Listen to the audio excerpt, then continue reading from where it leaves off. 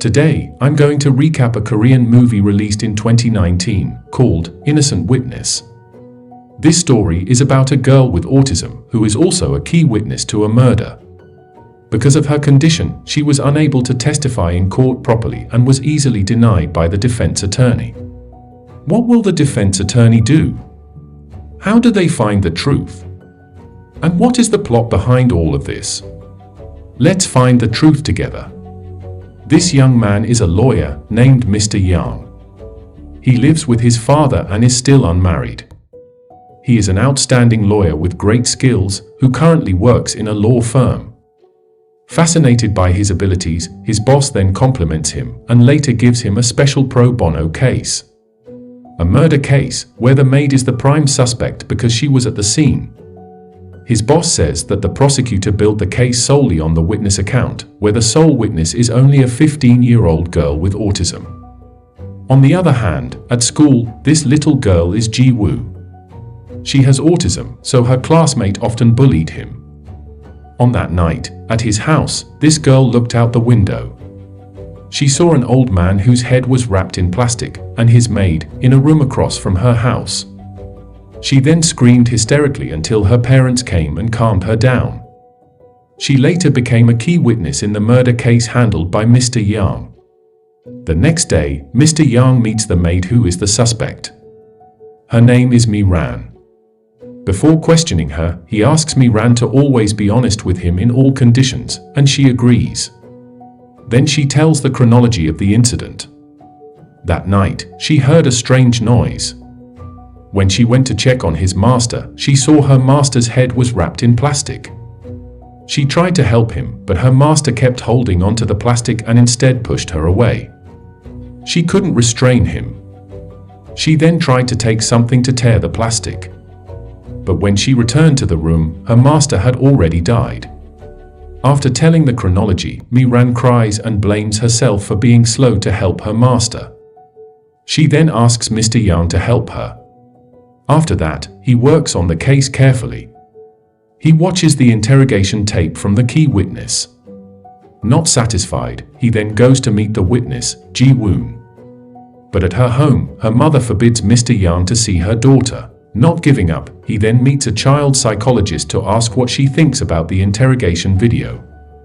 The psychologist said that she has high intelligence, and the interrogation went very well because the prosecutor seemed to understand how to deal with autistic people, but was not leading him either. During the pre-trial, Mr. Yang as a defense attorney asks the judge to bring the witness to court.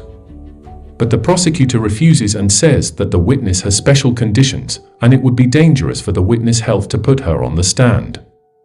But after deliberation, the judge decided to allow the witness to appear in court. According to the psychologist's advice, Mr. Yang tries to enter the world of the little girl. He starts by meeting her at school. There, Ji-woo is with her best friend, Shin. After giving them business cards, he tries to ask Ji-woo some questions regarding what she saw that night. But she refuses to answer and ignores him. In the end, Shin says that in order to talk to Ji-woo, he has to use something she likes, which is puzzles and quizzes. In court, Mr. Yang presents a witness who is a forensic expert. There he presents evidence of his theory that the victim actually committed suicide. This is also reinforced by evidence a few days earlier the victim bought butane gas at the supermarket. The evidence is then received by the court and the court is adjourned to examine the sole witness, Ji-woo. This time, he tries again to get close to Ji-woo. He bought some puzzles, but apparently she isn't interested. Not giving up, this time he invites them to eat ramen. After that he takes her home. In front of her house, there was already the prosecutor who looked close to Ji-woo. He again asks the mother to allow him to interrogate Ji-woo, but she refuses. And it turned out that from the window Ji-woo noticed him. At night, she sends a puzzle to Mr. Yang. He then answers it. And from this, they grow closer, day by day. One day, he tries to find Ji-woo. He sees her being forced to drink something by her best friend, Shin. Because she refused, Shin then hit her. Seeing that, he stops Shin and then says such a person is not a good friend. They become closer and finally the mother allows Mr. Yang enters the house and interrogates her daughter. After asking some questions, Ji-woo said Shin, who's always smiling at her, was taking advantage of her. Was he also just taking advantage of her? The scene continues to court. As Ji-woo sits on the witness stand, she keeps her ears covered. It turns out she is disturbed by the sound of the clock ticking. They then turn off the wall clock. The trial continues. The prosecutor asks her to tell what she saw. Ji-woo explains what she saw and believes his maid attacked the victim because the maid smiled while holding the victim. Surprisingly, Mr. Yang as a defense attorney says that Ji-woo has an autism disorder that caused her to be unable to distinguish expressions, which he later proves in the court.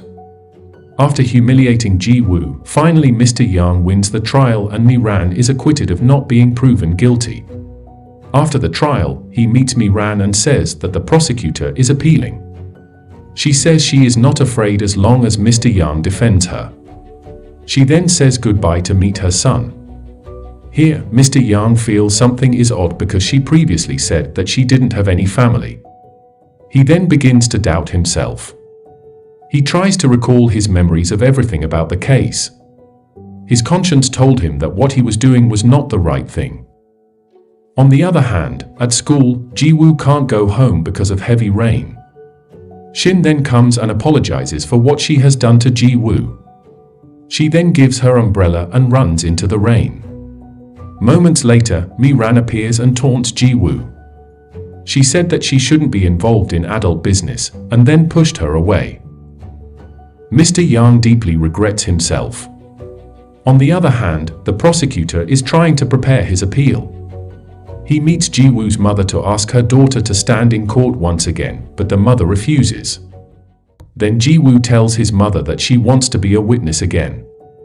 Her mother forbids her, but then she says that she cannot become a lawyer because she is autistic, but at least she can be a witness to let people know the truth. To do what is right. At home, Mr. Yang gets a letter from his father. He remembered his motivation to become a lawyer. I want to do good things. That's what he said to his father a long time ago. The next morning, the day of appeal, he greets his father and smiles. He understands what he has to do. In the court, the first day of appeal begins. This time, Ji-woo stepped confidently towards the court stand. First of all, Mr. Yang proves that Ji-woo has high intelligence and she can remember very well in a short time. She also has acute hearing, which makes her able to hear very well even from a distance. His boss tells him to stop, but he ignores him. He then asked if she could hear or read Mi-ran's mouth movement the night the victim was killed. She said she can. That night, the maid said, "Yikes. That's just pathetic. If only you die, both my child and your child can live. Just go quietly, will you? If you had the money to give away, you should have given it to me." Suddenly, the child of the victim who came to court tries to leave, but is stopped.